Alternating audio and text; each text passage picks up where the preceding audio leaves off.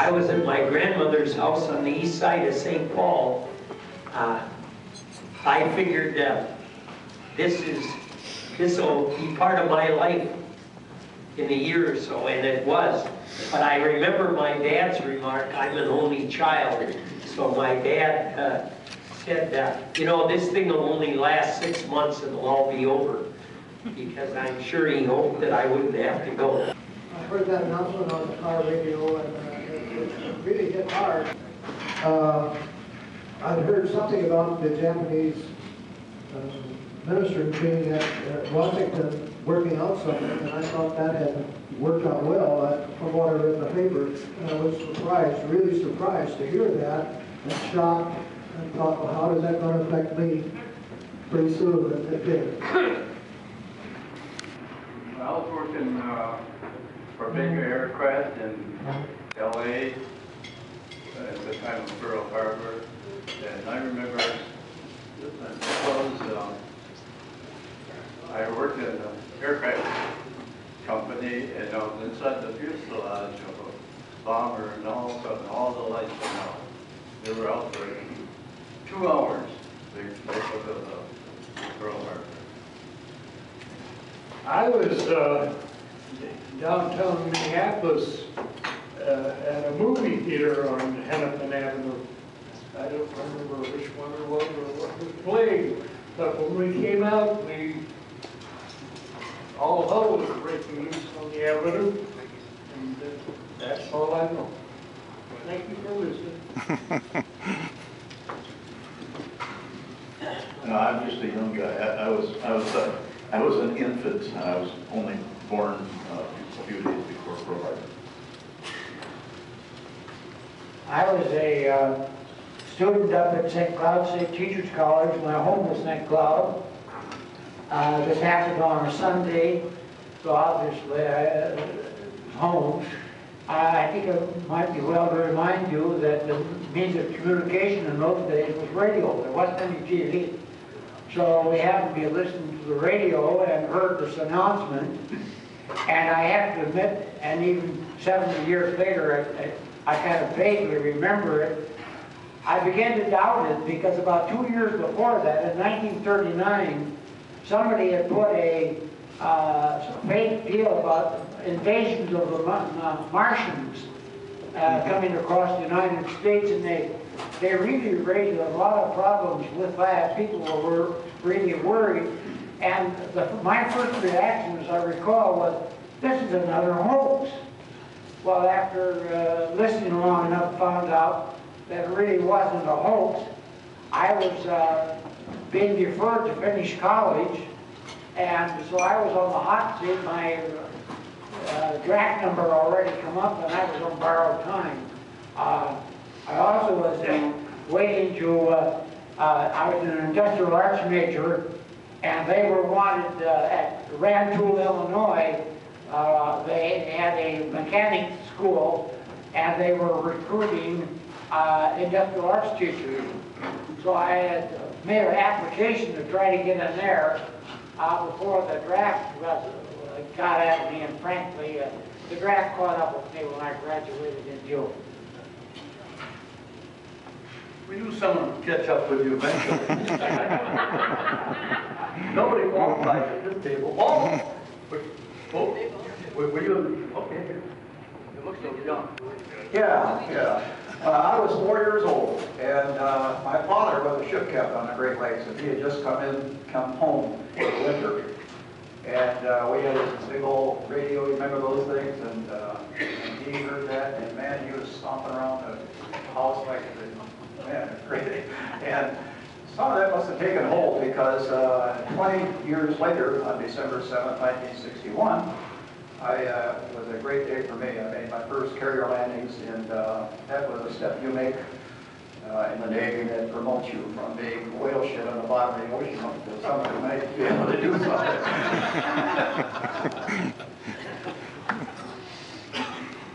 I'm too young. Up to your lips. I'm too young. Oh. I was born 2 years after the Pearl Harbor. I'm just kidding.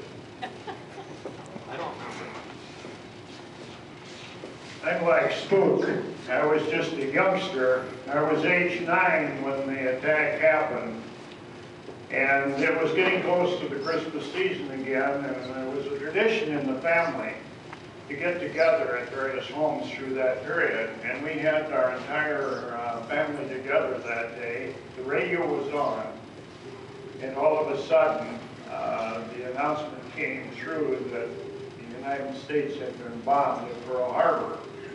Well, at first we were skeptical of the fact that it might be another hoax like the Martian one that Orson Welles had on.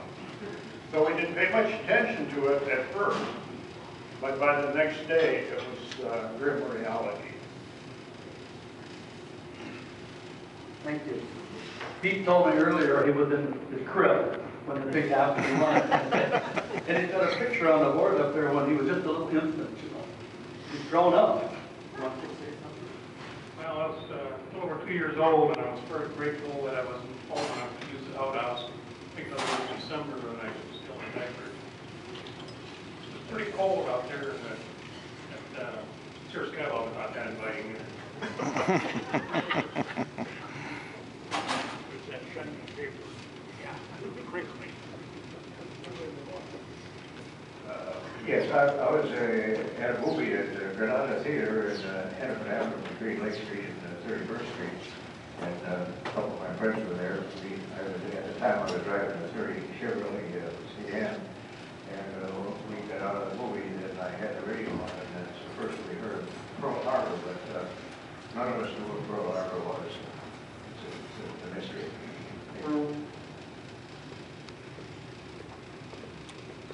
Yeah, I was living in Austin, Minnesota, and I had just got done peddling papers on me.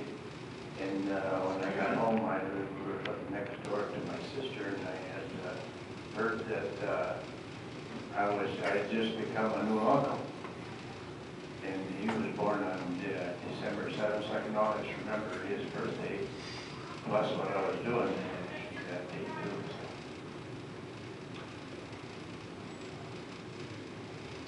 I was just a youngster in first grade up in Grand Forks. I didn't know much about what's going on.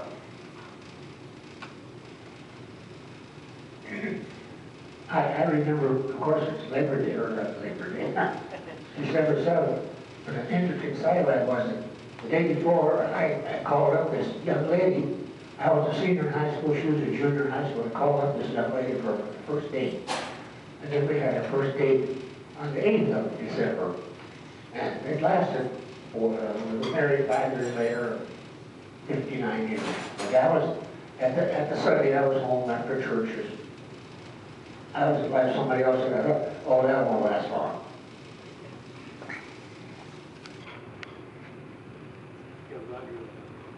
Thank you, Robert. Were you alive then? There, you're sure alive now. No, I was in the 6th grade, and I had 2 brother-in-laws that survived the attack and both on different ships in Pearl Harbor. So my dad would not sign the papers for me to go in. Lucky. Thank you, Roger. Big Jim? I could talk about both Jack Christopher and I. We were both working out at the Twin City Gun Club at the time on Sunday. And when they came around and the news came around, some of the guys that were coming out there to shoot and whatnot, they notified us that the Japanese had bombed Pearl Harbor. And of course, we both knew, I think, that we were ready for the draft. I don't know if we got too excited. We knew we were going in the service at the time because either volunteer or the draft. The very next day, another friend of mine talked me into going down to the Navy recruiting station with him, and so we took the exam and we were accepted for the Navy, but we had to we were both 17 at the time. We had to get our parents' permission. Well, I went home and my parents said, no, I was a senior in high school at the time. She said, no, you're not going until you graduate from high school. So So they wouldn't sign for me, so then I just waited until I got my invitation to join the service. I think it was Franklin Roosevelt, it was, not Teddy. Franklin Roosevelt, yeah, was the one that sent me a letter. You got anything to add to that, Jack? You said everything, except I know that we had, as kids, talked about Japan before the war, before December 7th. We thought we might be fighting, but we didn't worry about it because they made toys and they never worked or anything. We didn't really have any trouble with them. I was in my, I lived in Fort Dodge, Iowa, nice town of 20,000 people. Everybody knew everybody, and it was peaceful and quiet, nice place to grow up. And I was in my first year of junior college, and graduated in 1941. I think 99.9% of the guys that graduated in 41 ended up in service. So I was going to go down to the local store to get an ice cream cone, which cost 5 cents in those days, or a candy bar for 5 cents. And the politicians took care of that. But anyway, this kid told me, hey, they just attacked Pearl Harbor. My first thought was, where in the heck is Pearl Harbor? So, I was going to high school at the time at Minneapolis Central, 34th and 4th Avenue. And after school, I would work at the grocery store for 25 cents an hour. I got my Social Security number when I was 14 years old, so that's when I started working at the grocery store after school. We were driving home from a summer place in Lake Geneva, Wisconsin, in our 37 Buick, and I was listening to the radio. I think the Chicago Cardinals, that was a football team in Chicago at the time, were playing the Philadelphia Eagles. We were all listening rapidly to that game when all of a sudden they broke in with the story of Pearl Harbor. And I was had just turned 15, and I didn't know where Pearl Harbor was, but I remember hoping that whatever was going on over there, that it would last long enough so that I'd become old enough to get in there and get to be part of it.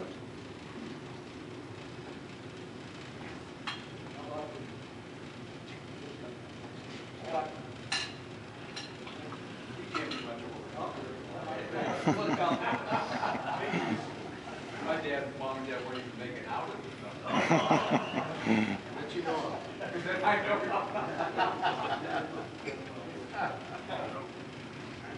Well, I was a senior at Marshall High School, ready to graduate in January, but I had a job as a pin setter at the Wrap and Wax building on southeast Minneapolis. On the 4th floor, they had 4 alleys, and I was the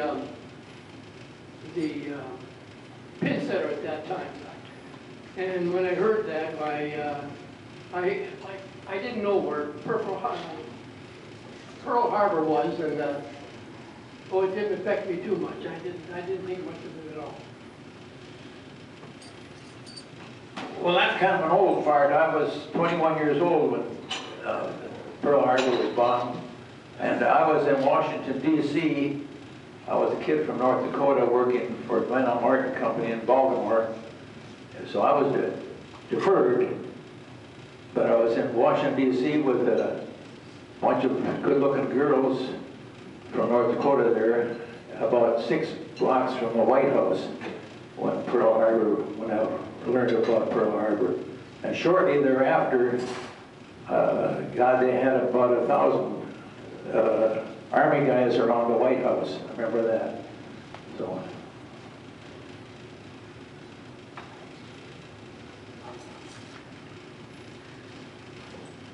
As I recall, my family was on the way to church, and I still don't remember why my dad had the radio on, but that was our first knowledge of the bombing.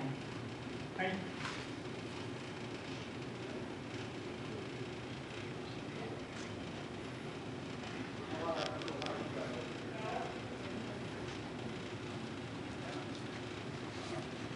I don't know, can you hear me from here? Okay, I was in one of the first draft, compulsory draft, about 10 months before Pearl Harbor. So I had already been in the regular Army drafted, and we were being sent to the Philippine Islands at the time, but we were instructed all this time before the war not to let the civilian population know that we were going overseas. That was strictly adhered to. So the ship I was on was white with green trim and lights and that. And then they didn't have telephones or communications or anything like you have today. And I was on the boat entering. They told us that we would be entering within an hour of the dock at Pearl Harbor. So we were outside the gate at the time. And the stuff, our ship had all the equipment that we had because the old regular Army, when the Air Force moved, you didn't fly by planes, you flew, they had trucks hauled to pilots and all. And we had 55 trucks, and they all got lost at Pearl Harbor. Now the irony of it was, my buddy, when we got into service, he was picked for M Company, or L Company, and I was M Company. He got to Pearl Harbor the week ahead of me. He got to the Philippines. He was taken a prisoner and spent the whole war in the prison camp and lived to come back. And from Pearl Harbor, we turned around right at the dock, you might say, and went back to San Francisco. And later he ended up in Melbourne, Australia. Now, after my service during the war, I had 3.5 years within the combat zone. Before I got, and I was on my way home when the war was over. So that was my experience.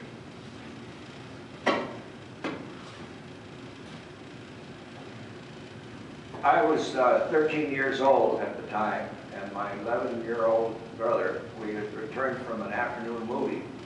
And typical young kids, we walked up the front steps, stomping our shoes, stomping the snow off our boots, and walked in, and our dad, who was usually a mild-mannered guy, he said, "Quiet, shut up." We said, "What's going on?" He said, "I'm listening to the radio." And we said, "What's going on?" And he says, "The Japanese attacked Pearl Harbor." And I remember I said, "Where's Pearl Harbor?" He says, "Go look it up and shut up." So we went in, an old set of encyclopedias, we found Hawaii and Pearl Harbor.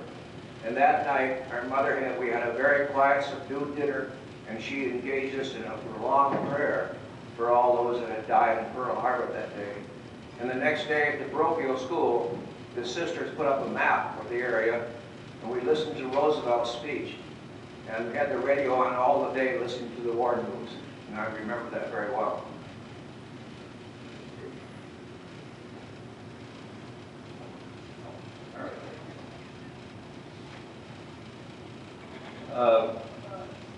In my case, I had a brother 3 years older than myself, and he was drafted, and drafted well before Pearl Harbor.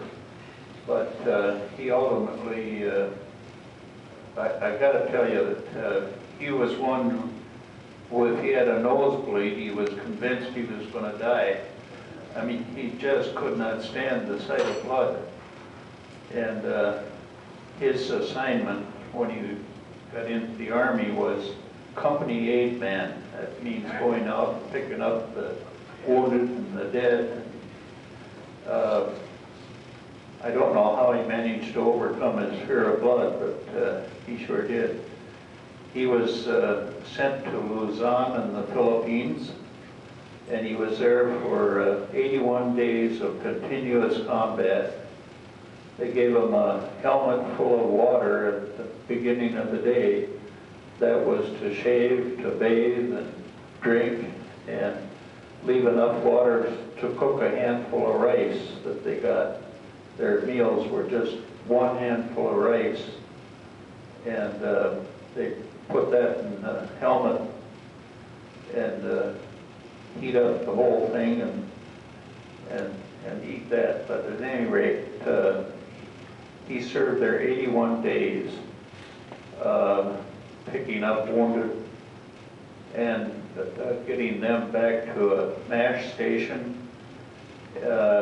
He himself was out on the field looking for the wounded, and a mortar shell hit him in the groin, and he knew he was fatally wounded, and he refused to go back to an aid station, and he died from bleeding to death. But there were just the two of us in the family. I graduated in June of '41, and I enlisted immediately and asked for the Air Corps, and I was lucky. I got taken in that. But they didn't call me up for the first whole year after I enlisted, so. But just the two of us in the family. My parents were very, very concerned that they always thought I was going to be the worst one off in flying an airplane. And here it was that my brother had that experience. He wrote a letter to my mother on the day he was killed, and that arrived just ahead of the wire from Washington that he had been killed. So it was pretty tough on the family. And when I got the news of it, I said that, well, I know I could come home as the sole survivor of the family, but I'm here to do the job, and I intend to stay till it's done. And that didn't ease my parents at all, but that's what happened. He says he doesn't have much to say. Well, he has quite a bit to say. He was a B-24 pilot, and he was in Italy in the 15th Air Force, which makes him special. We've got a couple more over here. Here's a gentleman over there that's winking at me. Did you say anything earlier? Well, I think I've already said it to one of our members today, because on our way over, he started quizzing me about our soul life at the time, and I tried to put out here, telling him what I had done. So I'll keep this kind of short. That day, I was over at my friend's house, and I was having dinner with them, and we had turkey that day on Sunday. And, you know, all of a sudden, we didn't have a radio on at the time. But we heard all this noise outside the house, and we wondered what was going on. And so we all dashed out of the house, and people were running around like chickens head off, you know. And so that's how we spent that day. And it wasn't until the 8th that we heard from President Roosevelt, I'd say the war had been come on. I think that's about it. Vince, can I add one sidebar? Fast forward 30 years after Pearl Harbor, I was flying for Japan Airlines as a captain, and I had several senior airmen gave me check rides who had bombed Pearl Harbor. And they would never talk about it, but maybe the next day the young co-pilot would say, Captain Martin, did you get check ride with Tanaka-san? And I'd say, yeah. He says, you know, Tanaka-san bombed Pearl Harbor. So these guys that were 21, 22, now 30 years later, they're 53, 54, senior airmen, very professional. But I had check rides with guys who bombed Pearl Harbor.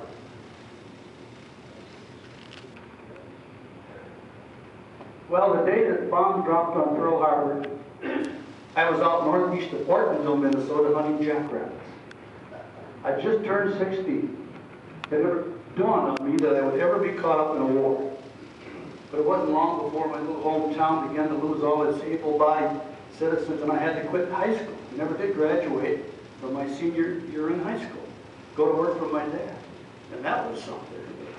Now, before we're going to thank all you guys, I have to say this, that there's no way to really adequately explain what happened here today.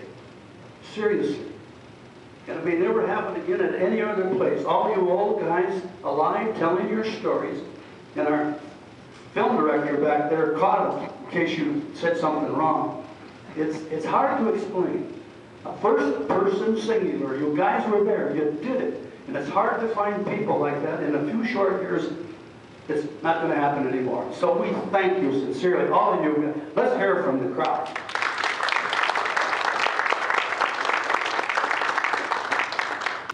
My part of the war, my dad was a railroad warden for our block in there. And I remember constantly the ore trains going up and down the hill in Duluth. And my Uncle George worked for shipyards in Riverside building cargo ships. One thing to remember. And the only military person that was in our family is my Uncle Reggie, and he got wounded on Luzon. That was towards the end of the war. So, I mean, that's my little part of it. That I was just a kid then. And apparently my wife says I haven't grown older either. I was only 6. I remember all the hullabaloo and all the, people out in the streets, yelling and screaming, trying to figure out what was going on. And I remember listening to Roosevelt's speech, and that stuck in my mind all these years.